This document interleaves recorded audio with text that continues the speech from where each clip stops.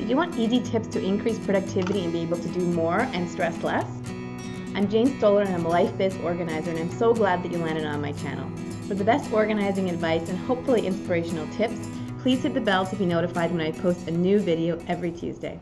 So I first began relating organizing to stress after a really good friend gave me a book called Why Zebras Don't Get Ulcers.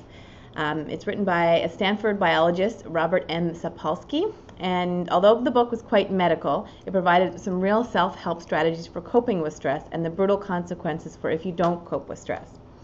So in the title they mention zebras because in zebras they are in constant fight or flight mode. You're being chased by a lion or whatnot, and then that goes away when the lion's not done chasing you. But for humans, we can have chronic stress, and that chronic stress is actually what can lead to illness and diseases. So that's a very bad type of stress. So watch to the end of this video because I'm going to be giving away a free downloadable chapter of my book that goes deep into kind of the science behind organizing, and it brings in a lot of the kind of the medical and the self-help strategies on how to deal with stress and how organizing can actually reduce your stress.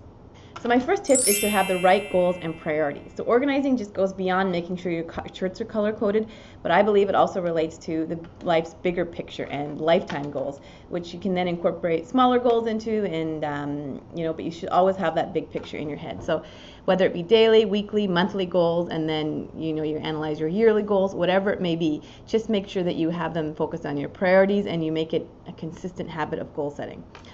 Because I always say that if you do have a chronic stress that is lingering, maybe you need to set it a goal to get rid of that. Maybe it's a relationship or a job, but if it is a job, maybe start planning on how to get a new job, start taking training, whatever it may be, make that a priority to reduce that chronic stress. And I always say, if you're chronically stressed about something big, whether it be a job or a relationship, the small stresses like not being able to find your favorite pair of shoes, or your blouses are wrinkled because they're stuffed in your closet, might just be the small things that set you over the top. So that's why I believe organizing can really make a big impact on both large and small stresses. My second tip is planning.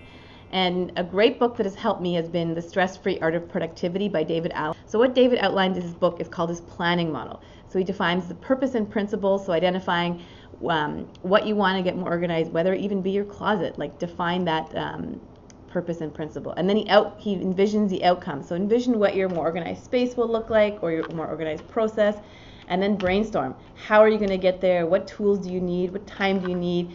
Do a bit of a brainstorming session. And then the fourth part is, I say, organizing. That's the time to actually get at it, all your brainstorming and your planning, and actually do the process itself, whether it's organizing a process or a physical thing. So I'm just curious, I'd love if you comment below if there's a type of method or systematic planning tool that you use. And my third tip is don't multitask. This is not a new concept. It is exceptionally difficult to do because we have so many distractions today. But really, if you keep focused on the task today and whatever it is, and ensure it'll likely be done in half the time. So I've talked a lot on my channel and other mediums about using a time cube. So have that in front of you, whether it's a 30-minute or 15-minute block. Focus only on that one task versus multitasking. So now you have some of my key tips on how to do more and stress less. So as I said, I'm giving away a free downloadable chapter of my book, which relates to the motivation behind being organized, and hopefully will get you motivated.